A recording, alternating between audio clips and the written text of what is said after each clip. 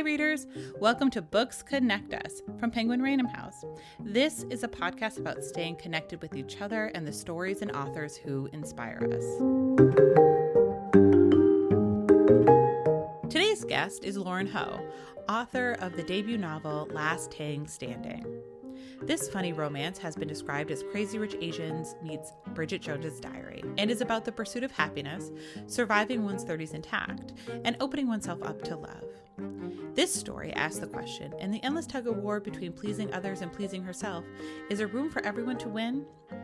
In this interview, which also aired on my Romance Novel podcast, Learning the Tropes, I talked to Lauren Ho about her life, her writing, and everything romance. Enjoy. Lauren, so Last Tang Standing, this is your first book. What inspired you to write it? So I had been, I've always wanted to be a novelist, and I have been writing short stories for some time now, and just trying to find a story that would resonate with me enough for me to sit myself down and finish the entire novel.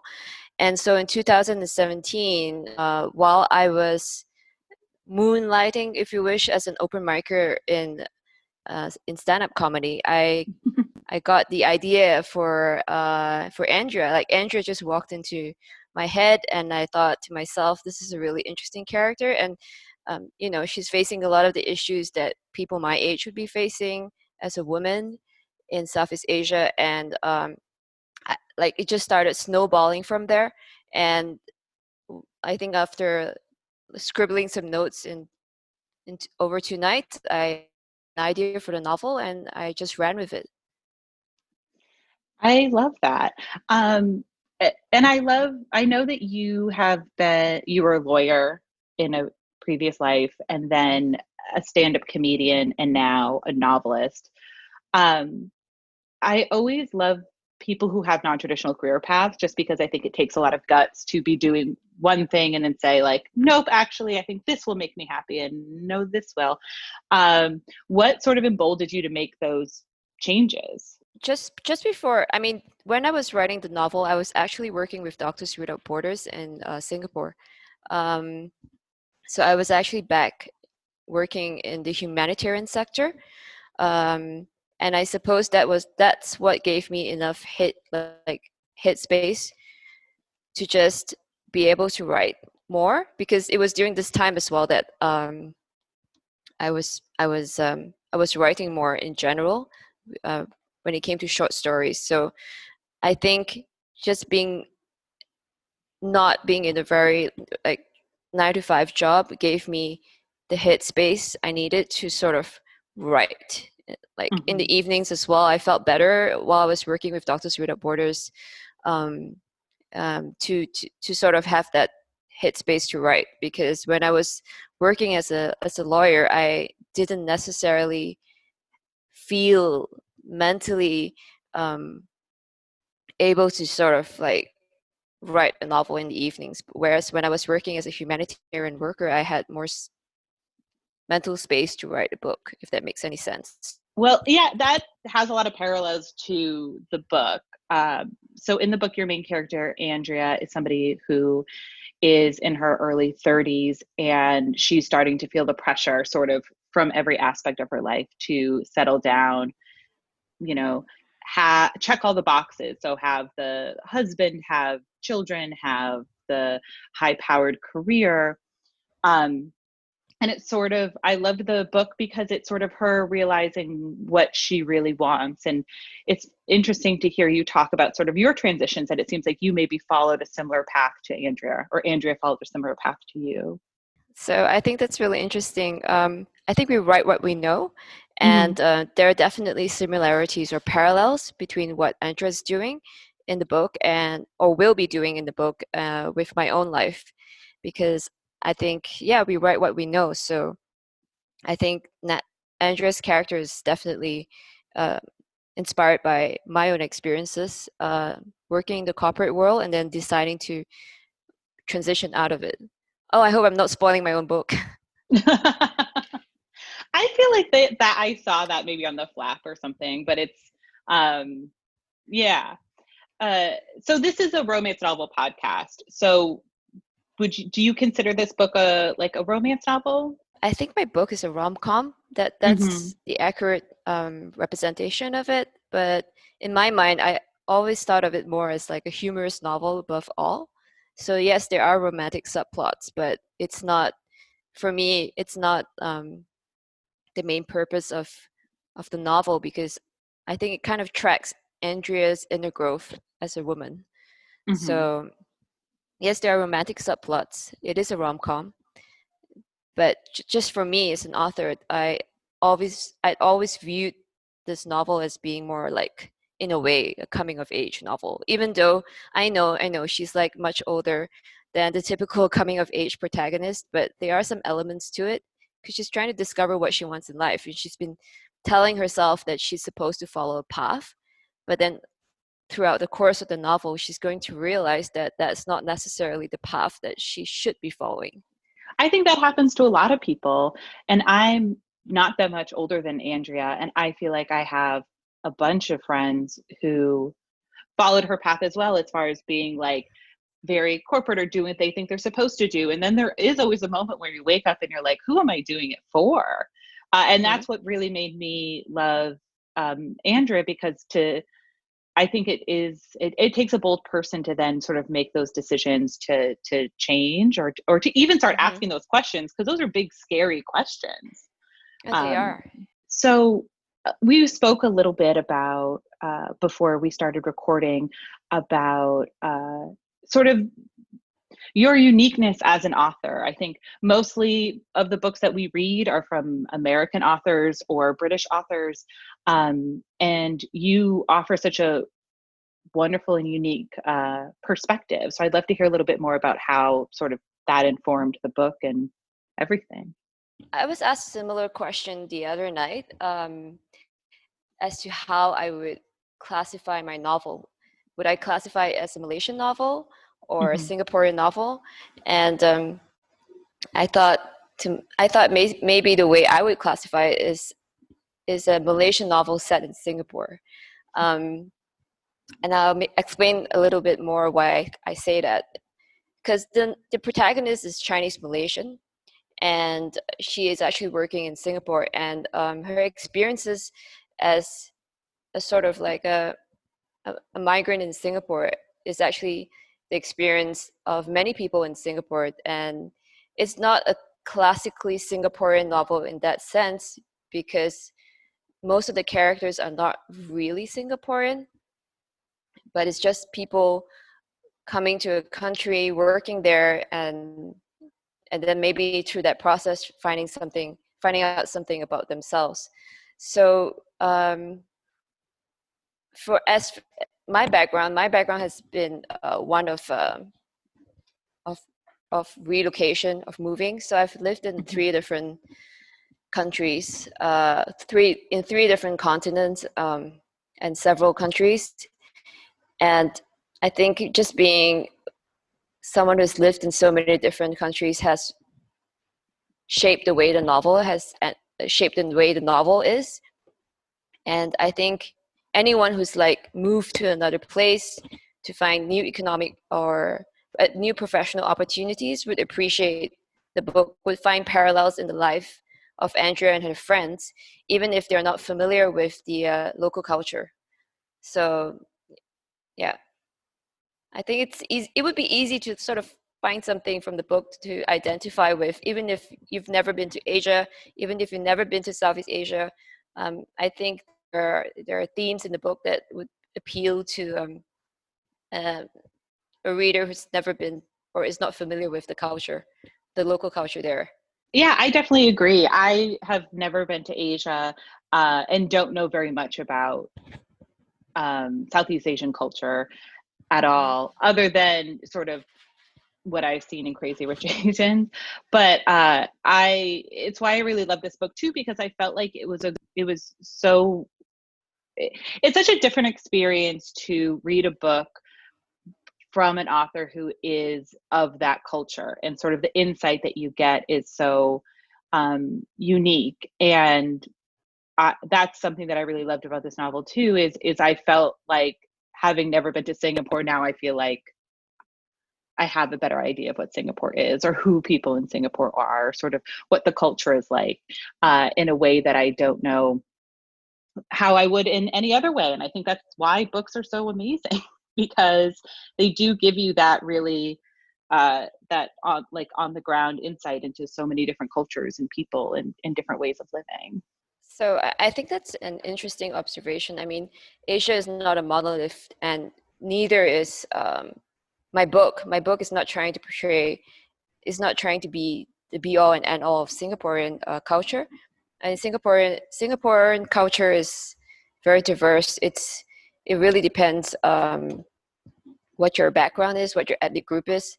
So I'm really glad to be able to bring my perspective as a Malaysian Chinese who was based in Singapore, and to showcase a facet of Singaporean life, Mm-hmm. if not culture. So that I mean, a lot of people have said like, oh, this book reminds me of Crazy Rich Asians, but I think Crazy Rich Asians portrays a very different social milieu compared to that of my characters. Of course, my characters are privileged, but they're also professionals who are working.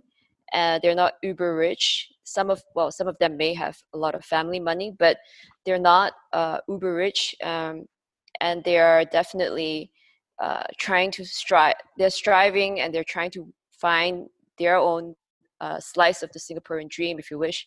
And they're trying to build identities apart from family wealth as well. So I think there are a lot of differences from Crazy Rich Asians, and I'm really glad to be able to bring that facet of Singapore life to an international audience. And I think that's the positive thing about, well, I'd love to hear maybe your uh, thoughts on this as opposed to sort of just telling you mine. But I think that is the importance of diversity in romance, geographically or ethnically or in any other way, because Singapore is a big country, and so there's no way that one book would ever encapsulate everything about such a large group of people. And so having your book and that book and hopefully other books as well set in Singapore will just sort of add to it. I think representation in romance and in Mm-hmm. contemporary literature is so important. I never would have dreamed that I would be able to be published by an international big five publisher if I never heard of success stories coming from people from my background, like Tash Ao. I mean, of course, he's written amazing books in literary fiction, and it's a totally different genre from what I'm doing. But if I had never grown up seeing someone like Tash Ao or Tan Tuan Eng or Mm-hmm. Yang Zichu succeed, I might never have thought to myself, well, I can do the same, and I'd like to do the same. Also, to have an awareness of like the world outside like our own borders, our own national borders, and we do that through fiction, to the consumption of fiction. And I'm just really pleased that I'm able to bring to represent Singapore/Malaysia in the genre that I'm in, which is romance. Mm-hmm. So I'm really pleased about that. So you're a romance reader then? I think I consume romance, well, rom-coms. I watch a lot of movies. Yeah. And series that are romantic, I suppose. I do read romance in the sense that I read rom-coms. Does that make sense? I'm starting to read romance. I know romance is such a huge genre, right? I think I'm more Mm-hmm. like the rom-com reader, on the rom-com reader side of the spectrum, more than the more hot and heavy romance reader, Yeah. if that makes any sense. Steamy is what we say. We say it's very Yes, steamy. steamy. Yes. See, I don't even know the how to classify it, but yes, I do read a lot of rom-coms. What are you reading right now? What are you enjoying? In terms of romance or in general? I guess in general, it doesn't have to be romance. So it's strange, right? Because we're currently in the pandemic. I mean, Yeah. we're in the midst of a global public health crisis, and I find myself reading a lot of thrillers, like psychological thrillers, and Mm-hmm. and reading a lot of heavy stuff. So I've recently started rereading a favorite of mine, which is A Little Life by Hanya Yanagihara. I hope I'm saying her name right. Yeah. And I've been reading a lot of thrillers, so like Lisa Jewell, Paula Hawkins. I've been reading a lot of thrillers. I don't know what it says about me, but but I feel like the thrillers are light now. In light of whatever's going on, I feel like I needed to escape by reading something else that's, I don't know, set in another world maybe. Yeah. That makes perfect sense. I feel like it's like a pure escapism sort of a way. What rom-coms have you been reading that you've been liking? I recently read one of my fellow 2020 debuts book. Her name is Madhi Sinha, and she basically wrote this amazing Grey's Anatomy style rom-com called The White Coat Diaries. Mm-hmm. And so I just read that. So that's the most recent rom-com I've read. What have you been reading? Oh, I've been reading a lot. For some reason, I think it's a similar thing to you, where I want to read as far different from like what's happening now. So I've been reading a lot of like historical romances, just because I'm like, I want to get like just a completely different world, which those are set in a world that never existed. And then for the podcast, we just read an alien romance, which I didn't think I was going to enjoy as much as I did. Sometimes we have our Sounds listeners. exciting. Yeah, we have our listeners email us suggestions. And so this was one that a few people emailed quick in a row, and we were like, oh, we have to do it. And it's Strange Love by Anna Guire. And it was really, really well done. And it was really good. And I was like, I guess we are all just aliens trying to find love at the end of the day. It's an important lesson to learn. Yeah, exactly. We're all the same. Yeah. It's an interesting time to be reading romance now, because there's just so many new interesting titles coming out. I know that when I'm done with my promotional work in the next 2 months, I'll have some time to read, and I'm looking forward to the host of exciting novels that are coming out in the next few months. Yeah. You were a lawyer, and something that I find really funny is just the amount of lawyers, and you're a rom-com author, maybe not strict romance, but there are a few former lawyers that are currently romance novelists. So there's Alicia Rye and Courtney Milan. What do you think it is about the law that attracts women that ultimately just want to write romance? It's really interesting because two of the Malaysian authors I mentioned, Tash Ao and Tan Tuan Eng, all have legal backgrounds. So they were all lawyers as well. I don't know, maybe because, sometimes the work can be quite tedious. So you start like fantasizing about other things. And from there, maybe you start writing. I don't know. Or maybe we were all like meant to be writers and we were thwarted by tiger parents. I don't know. Parents are actually really chill. They're not tiger parents. I had to go to law. If I had like good grades, I had to do that, because that was what was like acceptable. Like you can't be a writer and expect to make it, at least for people from my background. It's very hard to imagine being a published author. There's so few success stories. At least on the international level, that you kind of feel like, oh no, I shouldn't even try. So I'm glad that I did try, because now I'm published. So I'm excited about it. I'm excited to be an inspiration, if you wish, for other people who are trying to make it from my side of the world. So yeah, definitely, and I'm sure you will be. It's really exciting. Thanks so much for taking the time to join us this afternoon. Like I said, Last Tang Standing is out June 9th, so go pick it up now. All right. Thank Thanks, you so everybody. much for your time, Erin.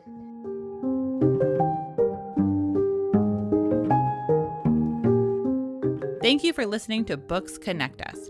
For more great book recommendations and information about your favorite authors, feel free to follow Penguin Random House on social media or visit penguinrandomhouse.com.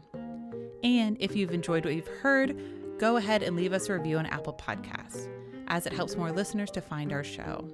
This podcast is produced by Pat Stango and edited by Clayton Gumbert. I've been Erin Leafe, and until next time, this has been Books Connect Us.